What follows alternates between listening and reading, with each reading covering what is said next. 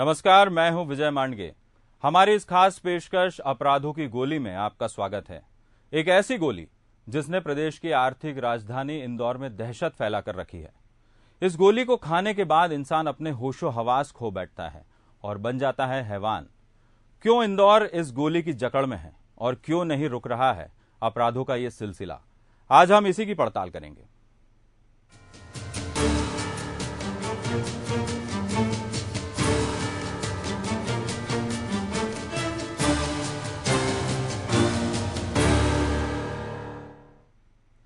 इंदौर में नशे की गोलियों का कहर जारी है। मंगलवार को एक युवक ने इसी नशे की हालत में 8 लोगों को चाकू मारकर घायल कर दिया। पूरे 2 घंटे तक बदमाश शहर में तांडव मचाते रहे और जो आया उन्होंने इसको अपना निशाना बनाया। नाम एहसान उर्फ भैयू सुरीला, उम्र लगभग 20 साल। लेकिन 2 रुपए की गोली ने एहसान को हैवान बना दिया। नशे में चूर होकर एहसान के सामने जो आया उस पर उसने चाकुओं से वार कर दिया। ये खूनी खेल इंदौर के खजराना इलाके के दरगाह चौराहे से शुरू हुआ और बंगाली कॉलोनी पर जाकर खत्म हुआ। इस दौरान एहसान और उसके साथी ने 8 लोगों को घायल कर दिया। नहीं, मैं अपनी दुकान पे खड़ा हुआ था, आके मारा। मैंने जब चाकू पकड़ा उसका तो उनने रिवाल्वर उड़ा दी, तो अब रिवाल्वर के आगे मैं कमजोर पड़ गया और उनने फिर मेरे बेटे को 2 चाकू मारे और भाग गए और बोल रहे हैं लिख लो नंबर गाड़ी के। थाना खजराना के अंतर्गत 4-5 लोग जिनके साथ चाकूबाजी हुई है और सभी को चाकू लगे हुए हैं। घायल अवस्था में अभी विभिन्न अस्पतालों में भर्ती कराया गया है और जो मारने वाले हैं उनके भी नाम क्लियर हो गए हैं, मतलब स्पष्ट हो गए हैं। इसमें 2 लड़के जो आरिफ और दूसरा एक लड़का है भैयू सुरीला, ये दोनों ही इनका क्रिमिनल रिकॉर्ड भी है। अभी कुछ समय पहले ही 15 दिन पहले लगभग एनएसए से छूट के आए हैं और नशे की हालत में बिना कोई कारण के इस प्रकार की लड़कों को चाकू मारे हैं। ये कोई पहला मामला नहीं है, बल्कि पिछले 10 दिनों में इस शहर में जो खून की होली खेली गई उसने सभी को दहशत ज़दा कर दिया। आंकड़ों पर गौर करें तो पिछले 5 सालों में बदमाशों ने इस गोली को खाकर 60 से ज्यादा वारदातों को अंजाम दिया। इन वारदातों में 24 लोगों को मौत की नींद सुला दी गई तो 20 लोग घायल हुए, जो आज भी उस खौफनाक मंजर को याद कर सिहर उठते हैं। आलम यह है कि अब लोग सड़कों पर चलने से कतराने लगे हैं। पता नहीं कब कोई इस गोली के नशे में जिंदगी भर का दर्द पहुंचा दे। कई दिनों से अपराध हो रहा है और बार बार आप लोग आते हैं, आम जनता से मिलते, चर्चा करते हैं, पर अभी तक मुझे ऐसा लगा नहीं कि कहीं पे प्रशासन ने कोई अच्छा विकल्प निकाला हो। बिल्कुल डर तो लगता है कि भैया अभी अपराध खुलेआम अपराध हो रहे हैं, दिन में अपराध हो रहे हैं, लोगों को सरेआम चाकू मारा जा रहा है, जनता को संरक्षण नहीं मिल रहा है, पुलिस प्रशासन कोई काम नहीं कर रही है, पुलिस का कोई मतलब डर ही नहीं है, मतलब गुंडे बदमाशों को सरेआम चाकू मारते हैं। नाइट्रावेट की गोली 2007 में सुर्खियों में आई थी। इस साल रंगपंचमी पर परदेसी पुरा में रहने वाले 3 युवकों ने शराब और नाइट्रावेट के नशे में चूर होकर बेगुनाहों पर हमला किया। इसके बाद पुलिस ने इस गोली को बैन करने के लिए खाद्य एवं औषधि प्रशासन विभाग को पत्र लिखा, लेकिन नशे की इस गोली का कहर अभी भी जारी है। आदित्य सिंह, बंसल न्यूज, इंदौर। तो आज इस मुद्दे पर चर्चा करने के लिए हमारे साथ हैं clinical psychologist doctor Rahul Sharma. Doctor Rahul Sharma, आपका बहुत बहुत स्वागत है। Thank you.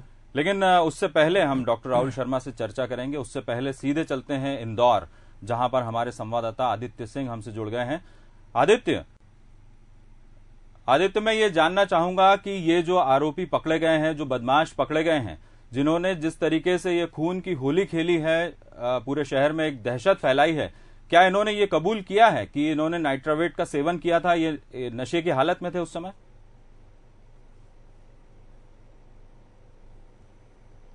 जी, निश्चित तौर से विजय जी, मैं आपको बताना चाहूँगा कि ये दोनों बदमाश, जो एहसान उर्फ भैयू सुरीला है और जो उसके साथ एक उसका साथी आरिफ था, इन दोनों ने जब ये खून की होली की शुरुआत करी, उसकी शुरुआत ही एक मेडिकल स्टोर से होती है जहां पर ये लोग नाइट्रावेट की गोली मांगने जाते हैं और जब इन्हें दुकानदार मना करता है तो उसके बाद ही सबसे पहला शिकार जो है उस दुकानदार को बनाते हैं। लाजमी तौर से ये उस नशे में थे, उसके बाद ही इनको और आवश्यकता जो थी इस गोली की लगी और उसके बाद से ही इनका खूनी खेल जो है वो सड़कों ऊपर शुरू हुआ और सिर्फ भैयू सुरीला और एहसान के अलावा जो भी शख्स इनके सामने आता गया उसे ये अपने हथियार का जो है वो शिकार बनाते गए और मौत की होली खेलते रहे। इसमें 8 लोग घायल हो गए। इसमें मैं विजय जी आपको एक बहुत ही चौंकाने वाली और दिलचस्प बात जो है इस पूरी घटनाक्रम में देखने में जो आई है, उसमें ऐसा बताया गया है कि भैयू सुरीला ने जब इस पूरी घटना को अंजाम दिया उसके बाद उसकी जो माता है, उनकी मां जो है, उन्होंने उन्हें राजेंद्र नगर थाने में पेश करा दिया था और उसके बाद भी जो है इस बदमाश के हौसले देखिए कि ये बदमाश वहां से भी भागने में कायम हो गया।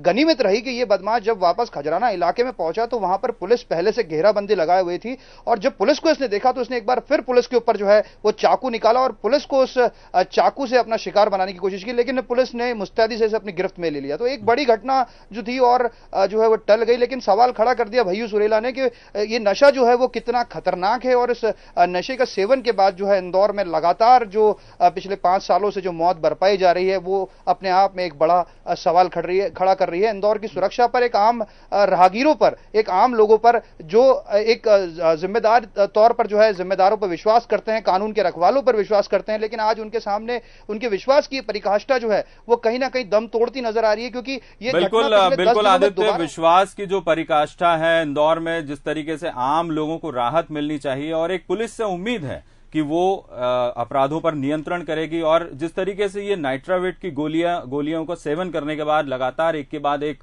वारदातें हो रही है, उससे कहीं ना कहीं लोगों को निजात मिले, ये लोग उम्मीद लगाए बैठे हैं। और आपको बताते हैं कि इस नशे की गोली ने कई लोगों को मौत की नींद तो सुला ही दिया है, लेकिन कुछ लोगों ने नशे की हालत में इन वारदातों को अंजाम दिया। तो एक चौंकाने वाला तथ्य ये भी सामने आया है कि किसी ने खुद का आत्मविश्वास बढ़ाने के लिए इन गोलियों का सेवन किया था। आइए अब आपको दिखाते हैं वो घटनाएं जिसकी जिम्मेदार ये गोली रही है। 25 फरवरी 2007 रात करीब 7:30 बजे इंदौर की सड़कों पर कोहराम मचाने वाली ये वो तारीख है जिसके बाद लगातार घटनाओं में इजाफा हुआ है। इसी दिन 3 आरोपियों ने 1 घंटे के भीतर अलग अलग थाना क्षेत्रों में 3 हत्याओं की वारदात को अंजाम दिया। पकड़े गए आरोपियों ने कबूल किया कि वो नाइट्रावेट के नशे में चूर थे। 22 मार्च 2008 रंग पंचमी की रात 3 आरोपियों ने नाइट्रावेट के नशे में खून की होली खेली। इन युवकों का शिकार हुए 3 बेगुनाह लोग और 3 लोगों को इन्होंने घायल कर दिया। मार्च 2008 में ही एक सचिन नाम के आरोपी ने अपने दोस्तों के साथ मिलकर एक ही परिवार के 4 लोगों को मौत के घाट उतार दिया। नाइट्रावेट के नशे में आरोपी ने 2.5 साल की बच्ची को भी नहीं बख्शा। ये तो थी ऐसी घटनाएं जिसमें नशे के आदी बदमाशों ने इन वारदातों को अंजाम दिया, लेकिन कुछ ऐसी घटनाएं हैं जिसमें वारदात को अंजाम देने से पहले इस गोली का सेवन किया गया था। सबसे बड़ा उदाहरण इंदौर का चर्चित भूमि हत्याकांड रहा है, जिसमें भूमि की सास धनवंतरी ने अपनी बहू की हत्या करने से पहले नाइट्रावेट की गोली खाई थी। इसके बाद उसने बहू भूमि की हत्या कर उसके 4 टुकड़े किए और एक बैग में भरकर उसे पार्क में रख दिया था। दूसरी घटना पिछले साल सितंबर महीने में हुई, जब नेहा वर्मा नाम की खूबसूरत लड़की और उसके साथियों ने घर में घुसकर 3 महिलाओं को बेरहमी से मौत के घाट उतार दिया। नेहा और उसके साथियों ने आत्मविश्वास बढ़ाने के लिए नाइट्रावेट की गोलियां खाई थी। ये वो तमाम बड़े मामले हैं जिसमें हैवानियत की सारी हदें पार हो गई और उसके पीछे रही वो छोटी सी गोली जिसने इनके सोचने समझने की शक्ति इनसे छीन ली। Bureau report, Bansal news. तो जैसा हमने पहले बताया कि इस पूरी चर्चा में हमारे साथ clinical psychologist doctor Rahul Sharma जुड़ गए हैं। डॉक्टर साहब, ये बताएं कि ये जो गोलियां हैं ये इतनी खतरनाक कैसे कि एक सामान्य आदमी इसको लेता है तो वो किस तरीके से असर डालती है? देखिए, गोलियों के तो अपने जो केमिकल रिएक्शंस हैं वो तो होते ही हैं, लेकिन उससे पहले ये भी है कि जो लोग इन गोलियों को लेते हैं वो लोग निश्चित तौर पर एंटी सोशल पर्सनैलिटी के शिकार होते हैं। उनका जो व्यक्तित्व होता है वो एंटी सोशल होता है और वो लोग जो सोशल नॉर्म्स हैं और जो मोरलिटीज़ हैं सोसाइटी की उसमें वो लोग उतना बिलीव नहीं करते हैं, एक बात। दूसरी बात ये है कि कोई भी केमिकल लिया जाए, कोई भी केमिकल, चाहे वो अल्कोहल हो या कोई भी इस तरह की गोलियां हो या कोई ड्रग्स हो किसी भी तरह की, हर एक केमिकल वो केमिकल नहीं होता बल्कि वो केमिकल वेपन बनता है हमारी बॉडी के अंदर जाकर के, वो एक हथियार बनता है। और उस वेपन या उस हथियार के प्रभाव में आकर के हम लोग क्या कर सकते हैं ये कहा नहीं जा सकता। जहां तक इन गोलियों का सवाल है तो ये गोलियां कुछ एक स्टिमुलेंट का काम करती हैं, उत्तेजना का काम करती हैं। तो जिन लोगों में ऑलरेडी एग्रेशन बहुत ज्यादा होता है और एग्रेशन के साथ में अगर वो लोग किसी स्तर पर अपने आप को कुंठित या फ्रस्ट्रेटेड महसूस करते हैं या अपने एग्जिस्टेंस को प्रूव करना चाहते हैं कि हमारी भी कुछ हैसियत है और वो हैसियत को प्रूव करने के उनको पॉजिटिव वेज नहीं मिलते हैं, तो वो इस माध्यम से अपनी हैसियत को प्रूव करके दिखाते हैं कि हम भी कुछ हैं और हम भी कुछ अपना दखल रखते हैं। तो ये जो गोलियां हैं, सबसे बड़ी बात तो ये कि इसके बहुत सारे डायमेंशंस हैं विजय जी, और इसमें बड़ा डायमेंशन सोशल डायमेंशन है, एडमिनिस्ट्रेटिव डायमेंशन है, साइकोलॉजिकल डायमेंशन है। एडमिनिस्ट्रेटिव डायमेंशन ये है कि भाई ये गोलियां बिकती क्यों हैं, इनके ऊपर रोक लगाया जाना चाहिए। यहाँ मैं आपसे ये जानना चाहूंगा कि ये जो गोलियां हैं जो बाजार में बिक रही हैं, जिसका सेवन, जिन्हें नशे की आदत है वो इसका सेवन ज्यादा कर रहे हैं, और जैसा आपने कहा कि कहीं ना कहीं एक उनका फ्रस्ट्रेशन रहता है और उस फ्रस्ट्रेशन के कारण वो इसको कुछ दिखाना चाहते हैं, कुछ कर दिखाना चाहते हैं, उसके लिए सेवन करते हैं। लेकिन क्लिनिकली बात की जाए, मेडिकली बात की जाए, तो ये बनी किसके लिए है, किन मरीजों के लिए बनी है और इसका उपयोग क्या होता है? बेसिकली ये उन मरीजों के लिए बनी है जो थोड़ा सा अपने आप में सोशल एंजाइटी के शिकार होते हैं, जो लोग अपने को परफॉर्म ठीक ठाक से नहीं कर पाते हैं और उनको परफॉर्मेंस एंजाइटी जिस तरह की रहती है उसको कोप अप करने के लिए ये गोलियां बनाई जाती हैं। लेकिन इनका उपयोग जो है बहुत ज्यादा, एक तो इन गोलियों का उपलब्धता इतनी आसानी से हो जाती है, चाहे वो नाइट्रावेट हो या स्लीपिंग पिल्स हो या दूसरी और गोलियां हो, कि वो बिना प्रिस्क्रिप्शन के इजीली मेडिकल स्टोर से जाकर के अवेलेबल हो जाती हैं। तो उसको रोके जाने की बहुत ज्यादा जरूरत है कि वो प्रिस्क्रिप्शन के बिना इन गोलियों की उपलब्धता नहीं हो पाए और लोग इनके प्रभाव में आकर के इस तरह की गलत हरकतों को अंजाम न दे सके। जहां तक मेरा जो नॉलेज कहता है कि ये शेड्यूल एच ड्रग की गोलियां होती है, तो इसमें क्या होता है, ये शेड्यूल एच ड्रग क्या होता है, ये क्या खतरनाक होता है या फिर इसको बगैर प्रिस्क्रिप्शन के नहीं दिया जा सकता? निश्चित तौर पर कुछ देखिए, पूरी मेडिसिन को अलग अलग तरीके से डिवाइड किया गया है। कुछ मेडिसिन जो होती हैं जो साइको स्टिमुलेंट होती हैं, जो शेड्यूल एच के अंतर्गत में जो आती हैं, जो हमारी साइकोट्रोपिक ड्रग्स होती हैं और खासतौर पर जो हमारी मेंटेलिटी को, हमारी साइकोलॉजी को या हमारे नर्वस सिस्टम को उत्तेजित करती हैं। तो इन दवाओं की आवश्यकता जरूरी होती है। कभी कभी डिप्रेशन के पेशेंट्स में या और भी अन्य तरह की बीमारियों के पेशेंट्स में ये तरह की दवाइयां देनी जरूरी होती हैं, लेकिन इनको एक सुपरविजन में, एक मॉनिटरिंग में, एक क्वालिफाइड साइकियाट्रिस्ट की, क्वालिफाइड डॉक्टर की मॉनिटरिंग में, सुपरविजन में इनको दिए जाने की जरूरत होती है।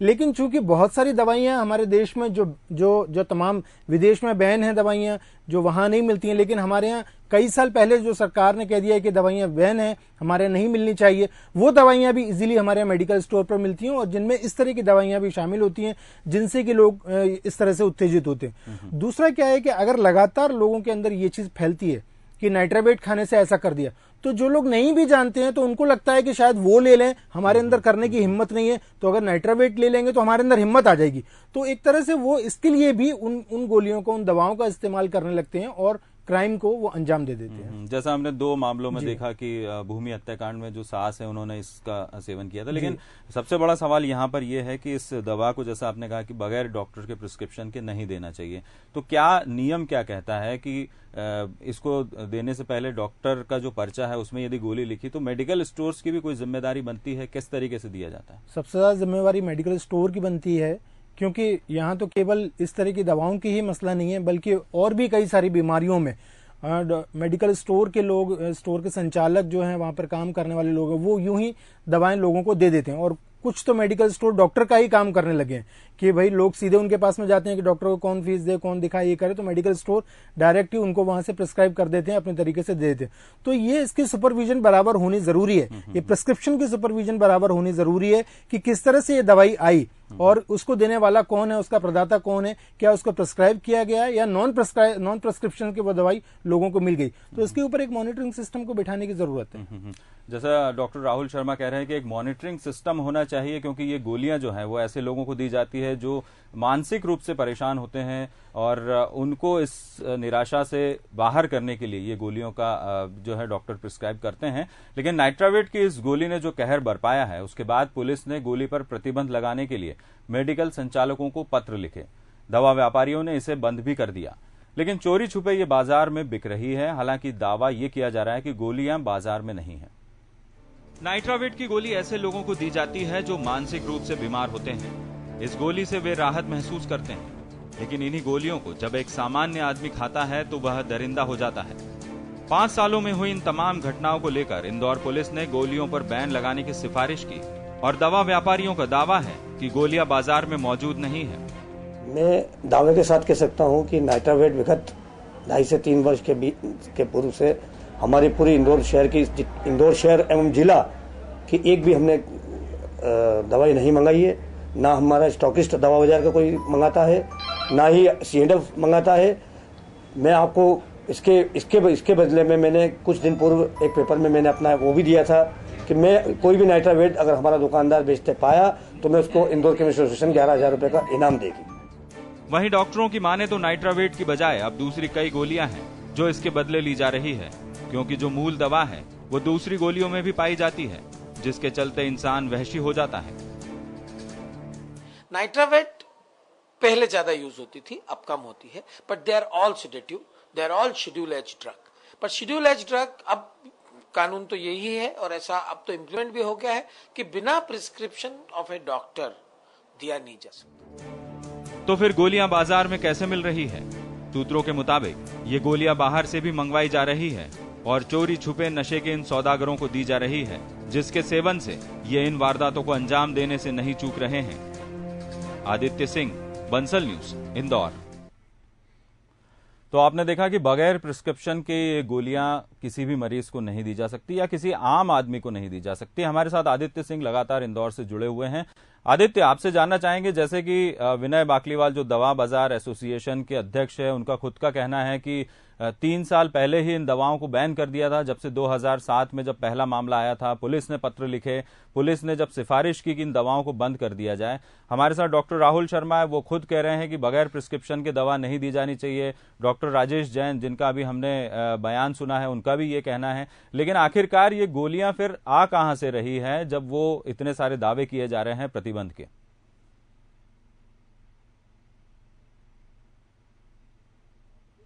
इसमें एक बड़ा सवाल यहाँ पर ये खड़ा हो रहा है कि ये दवाई जो है, इसकी खरीद फरोख्त जो है, इसमें अगर हम बात करें उन मुनासिब तौर से कुछ जो तथाकथित लोग हैं जिनसे इस पूरे मामले में इन्वेस्टिगेट किया गया और जानकारी हासिल करने की कोशिश की, तो ये पता पड़ा कि महाराष्ट्र, राजस्थान और मध्य प्रदेश से सटे दूसरे राज्यों से जो है यहाँ पर इसकी गुपचुप तौर से तस्करी होती है। चूंकि इसकी कीमत जो है वो बेहद कम है, महज 10 पैसे से 1 रुपए तक की कीमत में नाइट्रावेट नाम का ये ड्रग जो है आसानी से उपलब्ध हो जाता है, जिसे बड़े पैमाने पर जो होता है, जिसके रेट बढ़ाकर, जिसमें जो मुनाफा होता है इसका 100 गुना बढ़ाकर जो है ऐसे नशेड़ियों को दे दिया जाता है जो इसको खाने के बाद जो है एक वहशी का रूप अख्तियार कर लेते हैं और फिर मौत की होली बरपाते शहर पर नजर आते हैं। लेकिन दूसरी ओर जो बड़ा सवाल यह खड़ा हो रहा है कि इस दवाई के जो लाजमी पेशेंट्स हैं, जिनको लाजमी तौर पर इस दवाई की नियमित जरूरत होती है, उनके लिए यह एक बड़ा मसला बन चुका है। इस फहरिस्त के अंदर ना सिर्फ प्रशासनिक अधिकारी बल्कि एक आम आदमी भी है, एक वरिष्ठ और बुजुर्ग नागरिक भी है जो ब्लड प्रेशर की बीमारी से जूझ रहा है, जो मानसिक तनाव की बीमारी से जूझ रहा है, जो डिप्रेशन से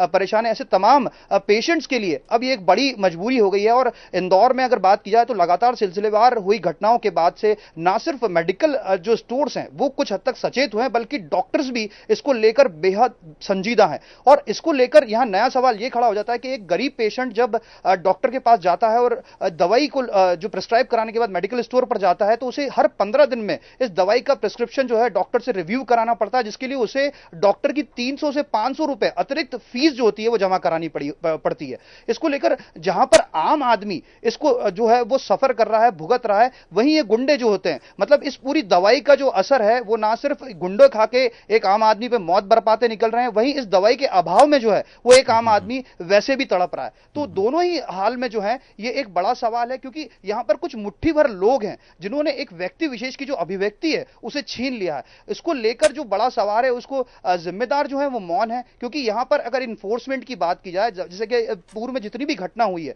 उन्हें सड़कों पर अंजाम दिया गया है और बेखौफ बदमाशों ने इसको अंजाम दिया गया है। कहीं ना कहीं पुलिस की मुस्तैदी अगर सड़क पर मौजूदा अपना अस्तित्व की पहचान कराती तो शायद इन बदमाशों में एक बड़ा जो कह सकते हैं हम एक डर, एक भय देखने को मिलता, जो कि अमूमन एक बहुत ही साइकोलॉजिकल है। जैसे अगर हम बात करें आरटीओ में, तो आरटीओ की अगर चेकिंग कहीं पर चलती है तो एक बस दूसरे बस या एक ट्रक दूसरे बस को लाइटों के इशारे से इस बात बात को इंडिकेट कर देता है कि आरटीओ की चेकिंग चल रही है और वो ट्रक वहां पे होल्ड कर लेता है। वैसे ही बदमाशों के इशारे होते हैं, ये भी समझते हैं अगर पुलिस मुस्तैदी से सड़क पर मौजूद है, अगर अधिकारी अपने एसी दफ्तरों को छोड़कर जो है सड़कों पर उतर आते हैं, तो लाजमी तौर पर बदमाशों में इसका खौफ पैदा होता है और इसका एक सकारात्मक संदेश जाता है समाज के लिए और सोसाइटी के लिए। लेकिन पिछले कई सालों से इंदौर में सड़क पर मुस्तैदी जो है वो पुलिस की कम देखने को मिली और यही वो कारण है जो इन बदमाशों ने अख्तियार किया और उसके बाद इन्होंने गोली खाई और पुलिस को खुली चुनौती देते हुए मौत की होली खेलते हुए सड़कों पर नजर आ रहे हैं और ये बदस्तूर जारी है। ये एक बड़ा सवाल है। लेकिन आदित्य, इसमें ये आपने ये बिल्कुल सही बात कही कि पुलिस की मुस्तैदी सड़कों पर होनी चाहिए, पुलिस सड़कों पर दिखनी चाहिए ताकि जो अपराधी है उनको वो खौफ में रहे।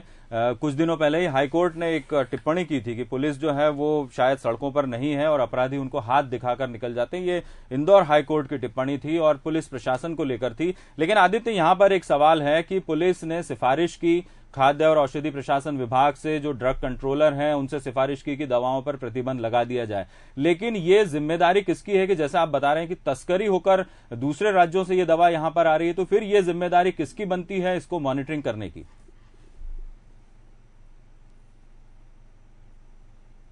जी, निश्चित तौर से इस पे कहीं ना कहीं मैंने आपसे पहले भी कहा कि इसकी पूरी तौर से जिम्मेदारी एक प्रशासनिक अमले की होती है जो सतत रूप से जो है इसमें अपना एक शिकंजा जो है लगातार मॉनिटरिंग के तौर पे अगर बात की जाए तो दवा व्यापार, क्योंकि इसका एकमात्र स्रोत जो है वो सीधे तौर पे दवा दुकान है, क्योंकि जो सबसे आसानी से जो है जहां पर एक अभियुक्त जो होता है वो पहुंचता है। तो लाजमी बात है कि कहीं पर जहां पर सख्ती दिखानी चाहिए, जिसकी जरूरत होती सख्ती पर, वहां पर ये सख्ती नहीं दिखाई जाती और जहां पर ये सख्ती नहीं दिखानी चाहिए वहां पर इसे नजरअंदाज करते हुए उन लोगों को ये दवाई थोड़े से मुनाफे के लिए, अगर हम बात करें इस कारोबार को थोड़े से मुनाफे के लिए उन अपराधियों के हाथ में सौंप दी जाती है जो अल्कोहल के साथ इसे मिक्स करने के बाद इतने उत्तेजित हो जाते हैं कि उन्हें इंसान नहीं दिखता। शायद इस मानवता के लिए एक बड़ा सवाल है, क्योंकि हमारे इस यानी आदित्य कुल मिला के यह है कि यहाँ मॉनिटरिंग सिस्टम पूरी तरीके से फेल है। जो जिम्मेदार है, जिनको ये दवाएं बाजार में बिक रही है, इस बात का ध्यान रखना है, वो नहीं रख पा रहे। डॉक्टर राहुल, आपसे जानना चाहेंगे कि ये जैसा कि आदित्य बता रहे थे कि तस्करी हो रही है, दूसरे राज्यों से तस्करी हो रही है, नियम क्या कहता है? इसमें कुछ बदलाव की जरूरत आप देखते हैं? क्या बदलाव होना चाहिए अभी जो नियम है उससे कुछ अलग हटकर? देखिए, बदलाव की तो एडमिनिस्ट्रेशन के लेवल पर बहुत ज़रूरत है। कुछ ड्रग्स हैं जो स्पूरियस ड्रग्स की कैटेगरी में आती हैं, जिनके कि इस तरह से बेचना, जिनको प्रतिबंधित कर दिया गया है, जो नकली भी बन करके बाजार में आ जाती हैं और लोग उनका इस्तेमाल करने लगते हैं। तो जो नियम, ऐसा नहीं है कि हमारे पास में नियम नहीं है, हमारे पास में एक्ट नहीं है। सवाल ये है कि नियम और एक्ट कागज पर होने से काम नहीं चलेगा जब तक कि आप उसको सड़कों पर नहीं उतारेंगे, उसको क्रियान्वित नहीं करेंगे। प्रॉब्लम ये नहीं कि we don't have the law और the act, we have all these things, लेकिन उसको आप कैसे इंप्लीमेंट करते हैं, वो जो सिस्टम होता है, इंप्लीमेंटेशन का जो सिस्टम होता है, वो सिस्टम, अभी आप नाइट्रोवेट की बात कर रहे हैं, लेकिन ब्राउन शुगर भी इजीली मिल जाता है ना, और जो बिल्कुल बैन है, जो नहीं मिलना चाहिए, और ओपियम भी इजीली मिल जाता है लोगों को, लोग उसको ले लेते हैं। तो ये पूरा रैकेट है, पूरा चैनल है, और इसके अंदर केवल ये गरीब लोग या छोटे लोग या उस तरह के लोग ही शामिल नहीं, बल्कि सो कॉल्ड बड़े लोग जिन्हें कहा जाता है, सो कॉल्ड उस तरह के लोग, हायर क्लास के लोग और रसूख वाले लोग, इनका पूरा बिजनेस है दरअसल ये पूरा, और वो इसके माध्यम से आम लोग जो सफरर्स हैं, वो आम लोग उसके सफरर्स हैं। तो कानून है, नियम है, सब कुछ है, लेकिन प्रॉब्लम है उसके इम्प्लीमेंटेशन की प्रोसेस में। नहीं, जैसे आदित्य कह रहा था कि जो सफरर्स है, यानी कि जो एक आम आदमी है जिसको ये दवाओं की जरूरत है, क्या आप भी ये महसूस करते हैं कि बाजार में जिस तरीके से इंदौर में तो दवाएं बैन है, लेकिन जो आम आदमी है उसको काफी दिक्कत हो रही है, जिसको जरूरत है? देखिए, नाइट्रोवेट ऐसी कोई ड्रग नहीं है कि जो अगर मार्केट से हट जाए तो लोग बहुत परेशान हो जाए, क्योंकि उसके बहुत सारे सब्स्टिट्यूट है, डॉक्टर्स लोग उसके दूसरे सब्स्टिट्यूट दे सकते हैं, तो इतना कोई आवश्यक नहीं है। और अगर है भी आवश्यक, मान लेते हैं कि आवश्यक भी है, तो उसके लिए फिर मॉनिटरिंग सिस्टम होना चाहिए। उसके लिए प्रिस्क्रिप्शन के बिना, डॉक्टर के, क्वालिफाइड डॉक्टर के प्रिस्क्राइब किए बिना इतना तो एंश्योर कराया जाना चाहिए। और इसके लिए सबसे बड़ी रिस्पॉन्सिबिलिटी होती है मेडिकल स्टोर्स की रिस्पॉन्सिबिलिटी, और मेडिकल स्टोर पर नकेल कसने की रिस्पॉन्सिबिलिटी गवर्नमेंट की होती है कि इस तरह से आप किसी भी ड्रग को किसी को भी नहीं दे सकते हैं, क्योंकि हर एक ड्रग एक केमिकल है, और केमिकल के उसके ऊपर क्या इंपैक्ट हो सकते हैं ये सभी लोग समझते हैं। तो जैसा डॉक्टर राहुल शर्मा कह रहे हैं, हमारे संवाददाता इंदौर से आदित्य सिंह, उन्होंने भी ये साफ तौर पर कहा है कि एक मॉनिटरिंग सिस्टम जो होना चाहिए वो बिल्कुल पूरी तरीके से नाकाम साबित होता दिखाई देता है। और जिस तरीके से इंदौर में लगातार ये वारदातें हुई है, पिछले 5 सालों का आंकड़ा ये है कि 60 वारदातें हुई हैं, जिसमें से 24 लोगों को मौत की नींद सुला दिया और 20 लोग घायल हुए। तो ये कहीं ना कहीं ये बात सामने आती है कि हमारा जो मॉनिटरिंग सिस्टम है, प्रशासनिक अधिकारी हैं, जिनको ये पूरा ध्यान रखना चाहिए कि ये गोलियां जो है इतनी आसानी से बदमाशों के हाथ में न पहुंचे, लेकिन ऐसा हो नहीं रहा है और लगातार इंदौर में ये वारदातें देखने को मिल रही है। हमारी इस खास पेशकश में आज इतना ही। कल फिर किसी मुद्दे के साथ हाजिर होंगे। नमस्कार।